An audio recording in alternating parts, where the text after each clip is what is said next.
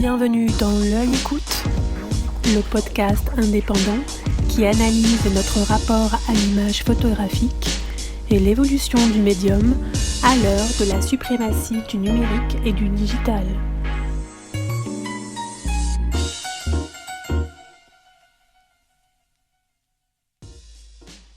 Autodidacte dans sa pratique argentique de la photographie, Isabelle Bocon-Gibod déploie un rapport organique et physique au médium qu'elle utilise pour exprimer toute la pluralité de sa personnalité.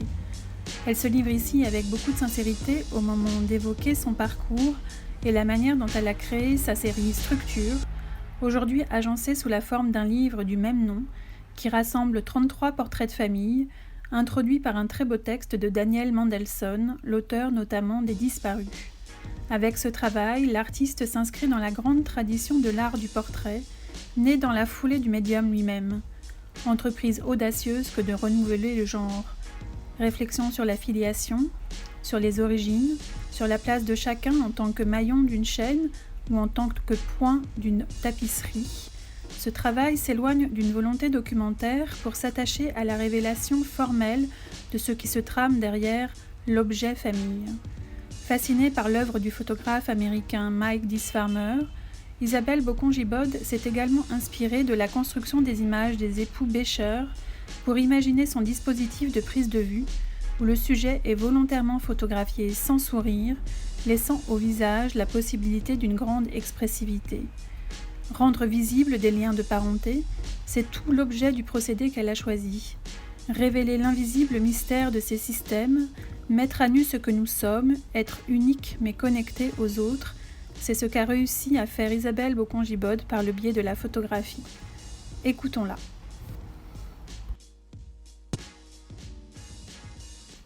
Bonjour Isabelle Bocon-Gibod, nous sommes ravis d'être accueillis chez vous dans votre intimité et c'est peut-être donc le meilleur moyen de commencer par le commencement et que vous nous en disiez plus sur votre parcours personnel.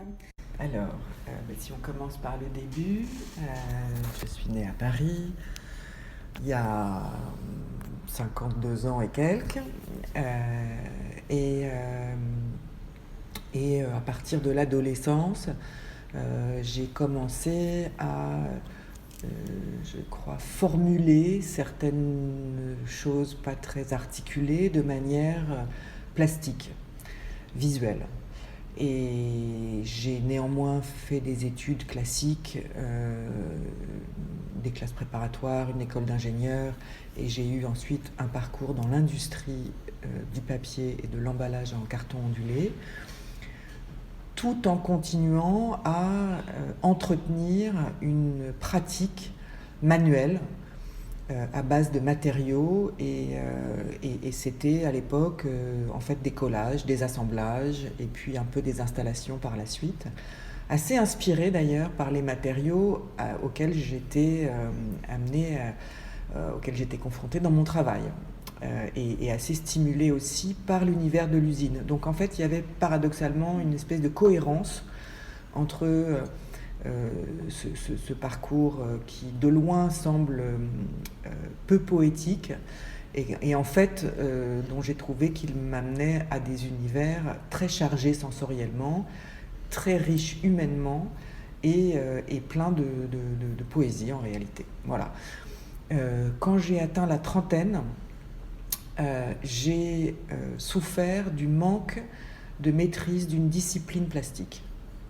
Et à ce moment-là, s'est posé la question à moi d'apprendre le dessin, qui reste une discipline que j'espère un jour pouvoir pratiquer, ou la photographie, qui pouvait me rendre le service de garder, de pouvoir produire et conserver des traces de certaines installations que je concevais à l'époque et qui étaient trop volumineuses pour pouvoir durer dans le temps.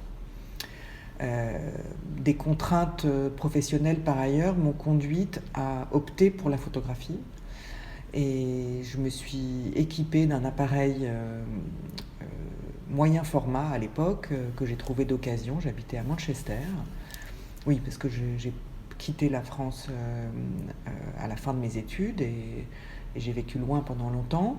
Donc à l'époque, j'étais à Manchester, j'ai trouvé un appareil, ça coûtait pas grand-chose, déjà ça coûtait déjà plus grand-chose. et un livre de cours. Et j'ai commencé comme ça, et je dirais, je me suis jamais retournée en fait. J'ai vraiment eu l'impression de rencontrer un médium qui, je dirais, rencontrait une sorte de vide en moi, puisque la photographie telle que je la pratique, c'est-à-dire très largement argentique, mécaniquement, en fait, est un procédé qui inclut une chambre vide. Donc voilà, et je pense qu'il y a quelque chose là-dedans qui faisait écho et qui faisait que l'appareil pouvait devenir une sorte de double pour moi. Voilà. Et vous utilisez également l'écriture. Oui. Comment vous articulez le choix entre l'écriture et la photographie ? Je crois que la photographie, pour moi, procède d'un mouvement qui est très inarticulé en réalité. Et qu'à travers l'écriture, je tente d'articuler, ou c'est une autre manière d'essayer d'approcher une forme de matière. Avec la photographie, j'essaye de saisir des sensations. Parfois j'ai l'impression de travailler à des choses qui sont un peu absurdes, c'est-à-dire pour lesquelles la photographie n'est pas faite. J'essaye de saisir une sensation du corps, et plus que de saisir un objet à regarder. C'est pas tellement, ça passe pas tellement par le mental. Et avec l'écriture, j'essaye de donner chair. C'est un petit peu différent. Voilà. Et est-ce que l'écriture, c'est aussi la manière dont vous avez abordé peut-être des mondes un peu plus masculins, les mathématiciens ou l'exercice du pouvoir? Est-ce que la photographie, c'est une manière de me donner plus de vous-même, ou en tout cas d'entrer dans une forme d'intimité, dans un univers plus personnel? Je le dirais autrement, je n'avais pas pensé que mes travaux d'écriture jusque-là se déployaient dans des univers masculins, mais c'est vrai. C'est aussi vrai du livre auquel je travaille en ce moment. Non, je crois que la photographie, pour moi, révèle quelque chose de plus énigmatique en moi, en fait, que je ne sais même pas formuler, et je ne sais même pas que c'est là avant de l'avoir fait. Hein. Alors, est-ce que c'est plus féminin? J'en sais rien, mais c'est peut-être plus en amont, en fait. D'accord. Oui, c'est relativement informulé. Ouais. Alors, il me semble que vous avez d'abord commencé la photographie par des photos plutôt poétiques, contemplatives, sans présence humaine, sur l'Atlantique, autour du lac Léman, à Paris sous les ponts, en Sibérie. Une photographie de paysage ou même de nature morte, avec votre série Détachement. Puis des portraits plutôt naturels, avec du hors-champ, des portraits d'écrivains, de mathématiciens, des autoportraits aussi. Et là, on est là aujourd'hui ensemble pour parler de structure. Et là, c'est tout le contraire. Plus de décors, plus de couleurs, mais une proposition très radicale, je dirais, et très puissante. Comment s'est fait cette bascule, presque sans transition, en tout cas du regard extérieur que nous pouvons porter sur votre travail, entre deux sujets a priori très éloignés? Écoutez, je peux essayer de raconter comment je suis arrivée à ce travail structure. Déjà, je dirais juste, je crois qu'on est tous quand même assez pluriels, hein, et qu'il y a chez moi une part mélancolique et contemplative et un bonheur à travailler seul dans des espaces vides. Et il y a aussi chez moi quelqu'un de physique qui aime l'enjeu physique que représente le portrait, puisque c'est vraiment un enjeu d'équilibre de présence, de respect de la présence de l'autre, et en même temps d'affirmation de sa présence à soi, d'être présent en même temps que l'autre. Et le portrait de plusieurs personnes en même temps Là, c'est en fait extrêmement physique. Et donc j'ai en moi cette pluralité déjà. Je suis arrivée à Structure en revenant d'un travail de paysage que j'avais réalisé en Sibérie, été 2010. Et au retour, je me suis arrêtée chez des amis à Saint-Pétersbourg qui m'avaient aidé à avoir accès à ce site industriel au fond de la Sibérie où je venais de passer presque 3 semaines. Et je leur ai proposé de faire avec du film qui me restait un portrait. Donc c'est une famille américaine. Les Américains aiment bien les choses un petit peu formelles. Et je leur ai proposé de faire un beau portrait d'eux avec leur fille. Et leur petite fille, qui à l'époque était petite, s'est ennuyée pendant la séance, puisque je faisais ça à la chambre. C'était long, il fallait se mettre en place, etc. etc. Et je lui ai proposé de venir prendre une photographie de ses parents, puisque avec une chambre, il suffit d'appuyer sur le déclencheur.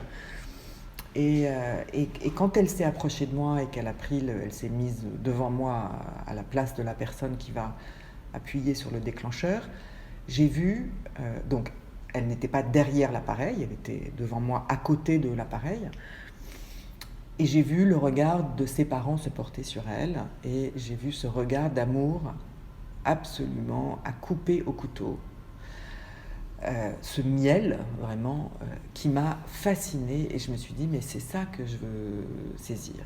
Et donc, il s'en est suivi des années pendant lesquelles j'ai essayé de mettre en œuvre un dispositif que j'avais conçu, à l'occasion duquel une famille venait, je faisais son portrait au complet, et ensuite chacun des participants sortait du cadre et venait prendre une vue du reste de sa famille qui le ou la regardait. Et l'ensemble de ces vues, donc N+1 par rapport au nombre de personnes dans la famille, constituait le portrait de la famille. Conceptuellement, c'est très séduisant. J'ai passé des années à mettre ça en œuvre avec beaucoup à la fois de joie, de grands moments d'expérience, parce que des familles qui ont adoré venir participer à ce dispositif chez moi, et de frustration à constater que pour obtenir quelque chose qui soit déjà plastiquement assez propre, il fallait être beaucoup plus rigoureux encore que je ne l'étais, parce que inévitablement il y avait une chaussette qui était tombée, il y avait un truc, bon voilà, donc je développe tous les négatifs moi-même, donc si on fait plusieurs vues de chaque configuration, j'en sortais plus. Mais plus important aussi, en fait, les regards d'une puissance analogue à celle qui m'avait tellement bouleversée chez ses amis à Saint-Pétersbourg étaient finalement minoritaires. Et donc il y avait toute une matière qui intéressait beaucoup la famille une fois qu'elle avait les tirages, mais qui pour un public plus général était finalement pas si intéressant que ça. Et progressivement, j'ai vu qu'en fait, il y avait quand même une vue qui était toujours régulièrement puissante, c'était ce que j'appelais la vue zéro, la vue où il y avait tout le monde qui regardait l'objectif. Et donc, à mon corps presque défendant, en fait, puisque c'était pas du tout... voilà, moi j'étais là pour ce miel d'amour, de la mère vers l'enfant, enfin c'était vraiment mon truc. Je disais, non, en fait, c'est celle-là qui vraiment accroche finalement, qui saisit. Et comme aussi, dans tout ça, j'avais cette espèce de visée aspirationnelle qui était... j'essaye d'aborder ce sujet très, très humain, très, très chaud, avec une rigueur germanique. Voilà, on a tous vu la photographie de Bernd Lechina-Becher, etc., etc. Donc j'étais aussi dans un travail assez technique. Je voulais des beaux négatifs, des beaux tirages, des belles structures. J'étais dans l'idée quand même qu'une famille, c'est une architecture. Et c'était ça que je voulais travailler. Donc finalement, je me suis calée là-dessus. Et voilà une très longue réponse à votre question. Non, mais c'est très bien. Vous répondez à plusieurs de mes questions suivantes, donc c'est parfait. Mais voilà comment je suis arrivée à finalement, après, je sais pas, 5 ou 6 ans... À une vraie recherche formelle, en tout cas. À me concentrer sur ces vues-là. Et voilà. Et après, ça s'est fait en quelques années.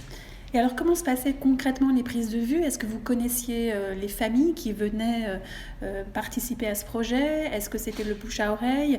Est-ce que vous organisiez des entretiens préalables avec ces personnes pour mieux les connaître avant de lancer la prise de vue ? Comment tout ça s'est organisé ? Il y a eu de tout. Alors, il y avait des familles dans mon entourage, des amis ou de la famille d'ailleurs, que je trouvais... qui m'inspiraient ou à qui j'avais envie de proposer de venir faire ce portrait et qui l'ont fait. Donc il y avait comme ça un peu mon cercle immédiat.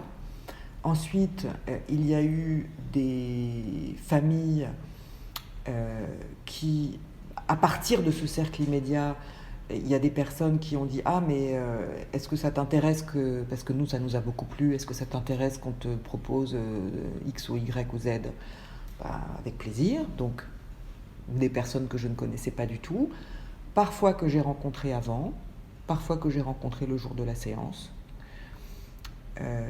Et puis, pour sortir de mon cercle et pour rester dans des modalités pratiques raisonnable pour tout le monde, j'ai mis des petites annonces dans mon quartier. À la pharmacie, à la boulangerie, chez le caviste, etc.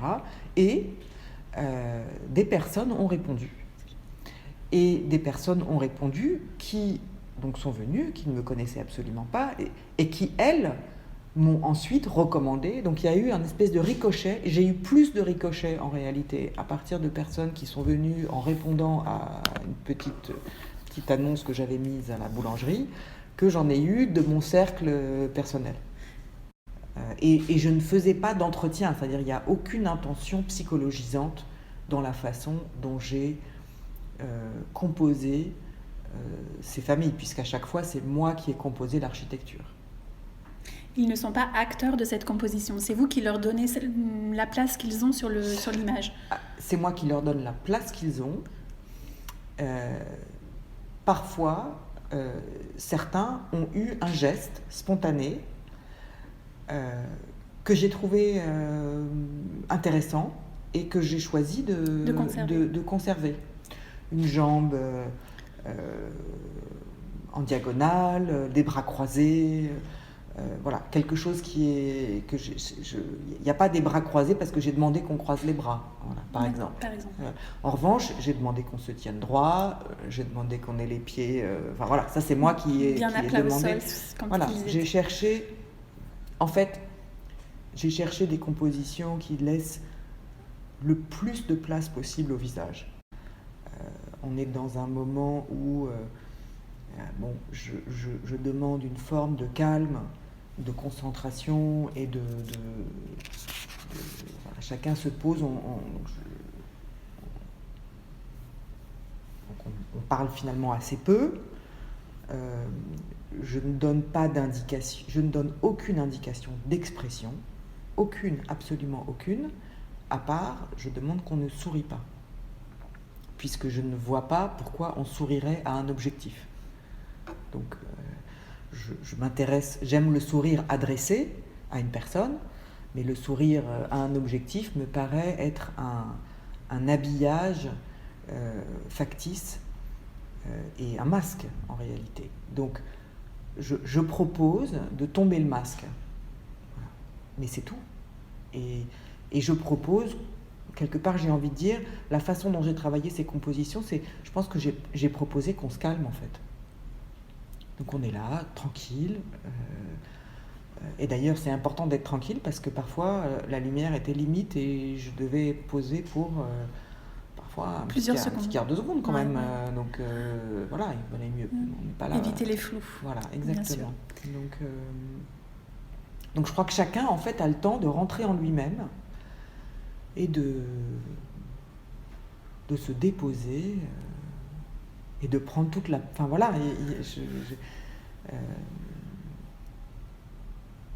oui, mais je crois qu'un regard, un visage relâché, pour moi, est très expressif. Il est certainement plus expressif qu'un visage qui sourit à un objet abstrait auquel il n'a aucune raison de sourire, sinon par convention. Oui, voilà, par convention. Avec ce travail, je pense que nous venons au monde quelque part, nous grandissons dans une structure qui peut avoir plein de formes différentes, plus ou moins une molécule avec plus ou moins d'atomes, et que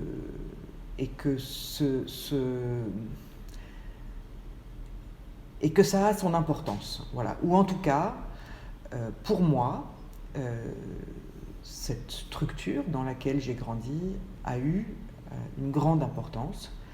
Et je pense qu'avec ce travail, j'ai voulu me pencher, un peu comme sur un microscope, sur d'autres structures, comme pour essayer de comprendre un peu d'où j'étais sortie, et de me confronter à ces configurations variables, et le choix d'un dispositif, d'un protocole régulier,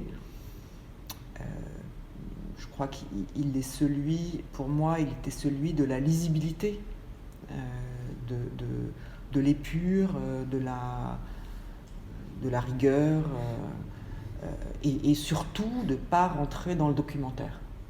Donc, si je photographie la famille Dupont quelque part, pourquoi ce quelque part? Est-ce que c'est chez eux? Est-ce que c'est dans leur maison de vacances, s'ils en ont une? Est-ce que c'est sur leur lieu de travail? Pourquoi? Et qu'est-ce que je raconte avec ça? Voilà. J'avais aucune intention de raconter quoi que ce soit sur ces familles, sinon de les donner de les proposer comme une structure à l'intérieur de laquelle chacun a une place, parfois douloureuse, parfois en tout cas structurante d'une manière ou d'une autre. Voilà, c'était ça le sujet, hein. Et donc tout le reste, ça aurait été du bruit. Alors vous me faites une transition parfaite, puisque je voulais qu'on parle un peu plus du sujet en profondeur et qu'on quitte un petit peu l'aspect formel. Justement, le portrait de famille est un sujet passionnant. Il est intrinsèquement lié à l'histoire de la photographie elle-même. Il est un exercice récurrent de ceux qui la pratiquent. Pourquoi avoir choisi ce thème? Vous venez un petit peu de commencer à nous le dire. Qu'est-ce qu'évoquait pour vous le mot famille? En quoi il est peut-être lié à une histoire personnelle? Pourquoi avoir choisi ce thème de la famille? Peut-être parce que j'ai eu du mal à m'extraire de la mienne, et puis à y retrouver une place tranquille. Et donc c'est peut-être cet aller-retour qui m'a conduite à m'intéresser, si je peux dire, à l'objet famille, comme une structure justement protectrice, mais aussi qui peut être aussi mutilante, dont on a parfois besoin de pouvoir s'extraire et s'éloigner avant de pouvoir peut-être y retourner ou y séjourner de manière plus tranquille. Voilà. Et que cette question et j'ai toujours moi aussi été fascinée par alors j'aime beaucoup la photographie ancienne, et les portraits de famille justement où donc historiquement on ne souriait pas dans les portraits de famille.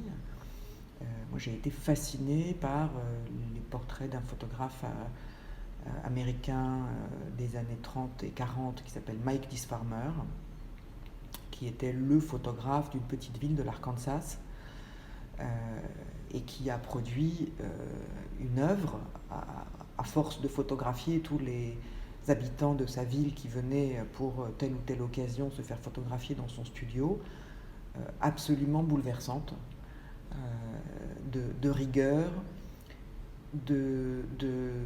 et d'humanité en même temps, hein, et voilà, oui, je crois que je me suis beaucoup définie avec, pour, contre ma famille, pour le meilleur et pour le pire, et que quelque part, c'était peut-être l'occasion, je dirais pas un peu d'en finir avec le sujet, mais bon, en tout cas à travers les autres familles, de trouver aussi peut-être des réponses ou en tout cas de poser des questions et de vous réconcilier entre guillemets avec votre propre conception de la structure familiale. Je sais pas si je cherchais des réponses de façon aussi littérale que ça, et j'ai pas non plus interrogé ces familles. Enfin voilà, je pense que c'est plus peut-être simplement plus l'occasion d'une certaine mise à la fois d'un enjeu très physique, hein, parce que finalement recevoir ces familles, et quand c'était des familles de 6 personnes, ça fait beaucoup de monde en fait, hein, d'un point de vue énergétique, c'est un vrai exercice. Donc c'était à la fois un vrai engagement physique avec le sujet et une mise à distance. Un va-et-vient. Oui, oui, voilà. Et sans... oui, enfin, voilà, il n'y a pas tellement il n'y a pas de questions précises auxquelles ce travail m'aurait amené à trouver réponse. Non, ce travail, il a satisfait un appétit, on va dire. Voilà. Je suis rassasiée de famille. Alors c'est vrai, vous en parliez tout à l'heure, aujourd'hui la famille fait débat, ça devient encore à nouveau un grand sujet dans notre société. On a parlé depuis ce confinement de violences faites aux femmes, aux enfants. Et Claude Lévi-Strauss, le premier, a consacré son œuvre à s'interroger sur les liens de parenté. Parents en France de l'anthropologie structurale, on retrouve le terme. Il publiait en 1947 Les structures élémentaires de la parenté, un texte choc qui parlait du tabou de l'inceste, qui est une règle universelle, pour expliquer l'exogamie et le fait de sortir d'un groupe fermé sur lui-même, qui aboutit, avec d'autres jeux de pouvoir politico-religieux et de hiérarchisation, à la construction d'une société organisée où les femmes restent un enjeu central. Aujourd'hui, on sait que ce qui fonde la parenté, c'est l'échange des femmes, l'alliance, mais aussi la descendance, la transmission. Que disent vos images sur ces deux principes fondamentaux, l'alliance et la descendance, la transmission, les parents, les enfants? J'ai toujours l'impression que ce qui peut se dire, ou ce que je peux dire d'un travail que j'ai fait, c'est toujours rétrospectif. Jamais je n'ai un discours préalable. Jamais je ne m'engage dans un travail qui vient tenir un propos. Je n'ai aucun propos à tenir. Avec ce travail, je ne tiens pas un propos sur la famille. Je crois, et peut-être ça revient, et ça permet... En fait, ce qui est intéressant, c'est que là, pour le coup, c'est quelque chose que j'ai compris. Il se trouve que j'en ai quand même pas tout à fait fini avec la famille, puisque le livre auquel je travaille en traite. J'ai fini par comprendre que, à la fois dans ces images et dans l'histoire de mon grand-père et de son frère que je travaille à écrire, il y a l'histoire, il y a des individus qui, à un moment de leur vie, acceptent d'être des maillons dans une chaîne, acceptent d'être un maillon de transmission. C'est quelque chose que la ressemblance physique qu'on voit dans un certain nombre de ces portraits, quand les enfants sont des enfants biologiques,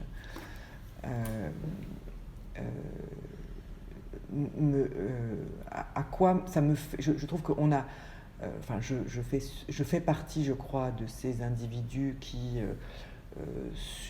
surestiment leur individualité, et que l'occasion de constater ou de reconstater à quel point je ne suis que l'incarnation d'un patrimoine génétique en train de s'écouler à travers les générations, et j'en suis la manifestation, une des manifestations dans la deuxième moitié du XXe siècle et un bout du XXIe siècle. Et voilà, et c'est tout. Hein. Donc c'est un point dans une tapisserie. Et ça c'est peut-être quelque chose que j'ai quand même travaillé dans ce travail. C'est l'individu comme point dans une tapisserie. Donc là, en l'occurrence, entouré des autres points immédiats qui l'entourent, hein, fratrie, enfants, parents, maillon dans une chaîne. Maillon dans une chaîne, c'est un peu unidimensionnel, alors que dans le point dans une tapisserie, on a déjà 2 dimensions. C'est déjà un peu plus riche, un peu plus intéressant, et ces structures sont bidimensionnelles, pour la plupart. Alors, je ne sais pas si j'ai répondu à votre question. Si, mais pas encore tout à fait. Je continue. On continue. Alors, l'anthropologue Maurice Godelier, qui fut maître assistant de Claude Lévi-Strauss, rappelle qu'il n'existe en réalité que 7 ou 8 systèmes de parenté pour toute l'humanité. La notion de structure veut dire que les rapports ont une logique qu'il faut découvrir, des systèmes de parenté qu'ils sont en réalité invisibles. Qu'il faut justement, par le biais de la pensée, rendre visible. Est-ce que vous ne trouvez pas ça passionnant de rendre visible ces liens de parenté également par l'objet photographique, par le travail que vous venez de produire? Si j'ai pu rendre visible des liens de parenté, alors je suis comblée, je crois. Ouais. Si quelque part la façon dont j'ai essayé de composer et de faire le portrait de ces familles révèle certaines diagonales, certaines parentés qui ne sont pas systématiquement à jour, ou qui ne l'étaient peut-être pas jusque-là, alors j'aurais fait quelque chose d'intéressant.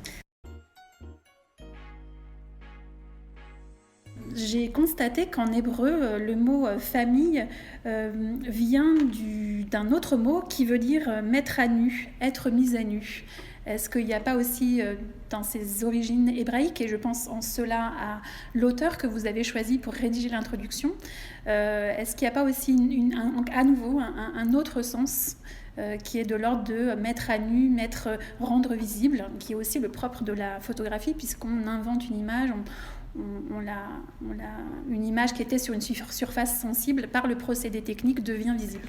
Mais je crois tout à fait, alors effectivement, hein, je crois que la nudité, je crois que je vise la nudité, à la fois dans ce que vous avez appelé des travaux plus contemplatifs, de paysage, etc., et dans le travail du portrait. Et pour moi, le visage au repos, qui ne sourit pas, est un visage nu. C'est pourquoi il peut déranger. Et d'ailleurs, on en voit de moins... Enfin, voilà, ça a été saisissant dans certaines de ces séances, la transformation que j'ai observée dans les visages du moment que j'ai dit, s'il vous plaît, laissez vos visages au repos. Et c'est comme si le vêtement était tombé. Et donc pour moi, effectivement, je ne sais pas si les autres les voient comme ça, mais pour moi, ces visages, et c'est ça qui m'émeut en fait, hein, et c'est ça qui fait toute ma reconnaissance pour ces familles qui ont bien voulu participer à ce travail et aller au bout, c'est-à-dire accepter d'être offert au regard d'autrui, dans cette nudité. Alors je reviens à l'auteur que vous avez choisi. Pourquoi Daniel Mendelsohn? Alors là encore, ça va être peut-être rétrospectif, hein, comme analyse. En tout cas, Vous aviez pensé à lui malgré tout pour commenter ce travail. Oui, oui, j'avais pensé à lui. Bon, il se trouve que Daniel et moi nous connaissons depuis longtemps. J'aime énormément son travail. J'allais dire nous avons été liés par un lien familial. C'est pas tout à fait le cas, mais il a été très lié à la grand-mère d'un homme auquel j'ai été mariée. Et donc, quelque part, il était lié à ce qui était devenu ma belle famille. Donc, il y avait quand même une histoire. Et cette femme a été un personnage très important dans le livre qui a rendu Daniel célèbre, qui s'appelle Les Disparus. Donc, où il est lui-même en quête de ce qu'a été la destinée de la partie de sa famille qui n'a pas émigré aux États-Unis avant la Deuxième Guerre mondiale. Et d'autre part, je suis moi-même en train de travailler, donc je vous disais, à l'histoire de mon grand-père et de son frère aîné, qui étaient eux-mêmes de juifs issus d'une famille d'immigrants. Voilà, donc je crois qu'il y avait aussi quelque part de façon assez organique, comment dire, nos champs d'intérêt se recouvrent et nous sommes liés par je crois, une amitié qui faisait qu'il était absolument naturel pour moi de proposer à Daniel de lui demander s'il serait prêt à commenter ce travail. Et je dois dire que je lui ai été extrêmement reconnaissante qu'il l'accepte. Alors c'est un très beau texte, puisqu'il met encore une fois beaucoup de lui-même aussi dans ce texte, dans cette contribution, qui répond en effet parfaitement au travail que vous venez de réaliser. Et je sais qu'il est très attaché au moment d'immobilité, à la narration écrite. Est-ce que vous considérez que votre livre est aussi une histoire que l'on raconte par l'agencement des images ? Chaque image tient sa propre histoire, hein, elle peut presque être vue de manière individuelle, mais là, le fait d'être ensemble, réunis dans un livre, est-ce que, selon vous, cela permet de créer aussi une autre histoire, une histoire qui serait plus universelle, puisque ce sont des familles qui peuvent être liées entre elles grâce à l'agencement au sein d'un espace donné ? Je crois que dès qu'il y a séquence, il y a histoire. Alors, elle peut être ratée, ennuyeuse, etc. Mais du moment qu'il y a une séquence, il y a un début et une fin. Et donc, ça raconte Enfin, voilà, il y a forcément un sens. Hein. Le livre, on l'ouvre. Après, évidemment, on peut le prendre au milieu, on peut regarder ça dans n'importe quel... Mais évidemment, la façon dont... Il y avait plein de manières d'imaginer la présentation possible de ce travail. On pouvait décider de les classer par combien il y en a. Voilà, est-ce qu'on fait tous les deux, voilà, etc. Les blonds, les bruns, les grands, les petits. Enfin, j'en sais rien, moi. Comment s'est fait l'agencement, justement ? Est-ce que ce sont des liens invisibles à nouveau que seuls vous... Je crois que... Alors, j'ai travaillé avec une femme qui a énormément de talent, avec qui j'aime travailler quand il s'agit de construire des séquences d'images. Et ensemble, on était déterminés à ne pas partir sur une organisation formelle de typologie, etc. Surtout pas. Au contraire, de partir dans ce qui, moi, c'est ça qui me plaît dans la façon dont on a finalement choisi cette séquence, c'est que je la trouve assez musicale, en fait. Voilà. Je trouve qu'elle a une espèce de fluidité et de musicalité qui vient aussi des tons. Hein. Donc en fait, c'est un subtil travail sur les formes, les tons. Daniel a employé le mot de kaléidoscope, on passe, voilà, que je trouve assez juste. Et qui fait qu'on n'est pas dans un effet sériel, un peu, voilà, qui je pense serait très réducteur. Alors ce qui est terrible avec les photographies de famille, c'est que l'on pense aussi forcément aux absents, et c'est d'ailleurs très bien transcrit dans le texte de M. Mandelson. Est-ce que vous aussi, en faisant ces images, vous étiez attaché à imaginer une forme de présence-absence, ou est-ce qu'au contraire, vous parliez tout à l'heure de l'exercice physique que ce travail représente? Est-ce qu'on oublie un petit peu ceux qui sont absents? Est-ce que c'est encore une fois un travail a posteriori où on pense à eux une fois que l'image est faite? Il y a certainement des absences qui sont présentes dans ces photographies. Elles ne sont pas des absences, enfin celles que j'ai ressenties en réalisant ces photographies ne sont pas des absences qui appartiennent aux sujets qui sont photographiés. Eux, certainement, quand eux regardent leurs portraits, les absences qu'ils ressentent sont celles qui les concernent. Mais bien souvent, comme je vous ai expliqué tout à l'heure, c'est pas des familles que je connaissais, et puis je leur ai pas demandé, enfin voilà, on n'a pas fait l'arbre généalogique pour savoir donc de qui. Et donc, si absence il y a, enfin, et il y avait, absolument, c'est une question riche. Il y a tout à fait, je dirais, l'atelier était plein d'absences, à la fois l'absence de la photographie qui est absente de ce livre, qui est celle de ma famille, que je n'ai pas réalisé. Ma mère est morte depuis, donc elle ne serait plus réalisable, mais elle aurait pu être réalisée pendant que le début de ce travail, et je ne l'ai pas fait. Plusieurs personnes m'ont challengé là-dessus, si je peux employer ce mot, et voilà, je ne sais pas si ça ne s'est pas fait parce que il n'y avait pas non plus, enfin,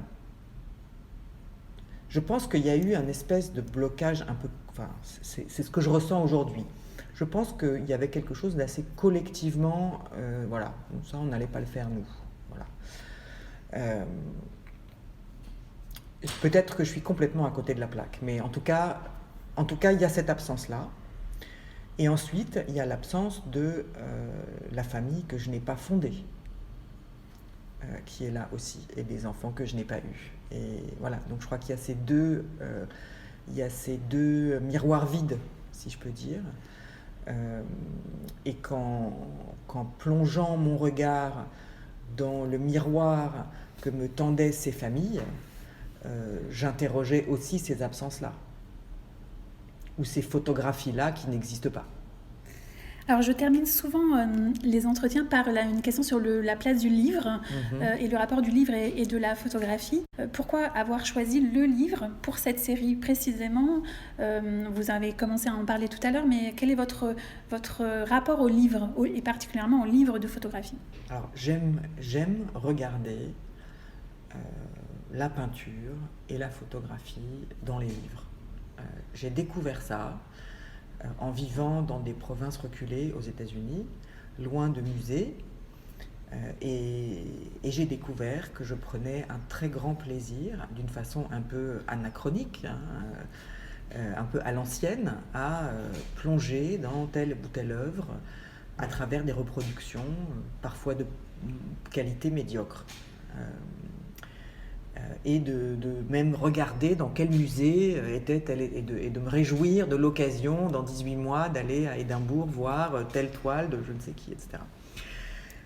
Donc, il y a quelque chose dans le fait d'être au calme, dans son intérieur, avec un livre sur les genoux, et d'être penché dessus, et de pénétrer une œuvre, un travail, de tourner les pages, de revenir en arrière, de lire quelque chose sur l'artiste qui me convient, voilà, qui me convient parfois plus que l'exposition avec son brouhaha, le monde autour.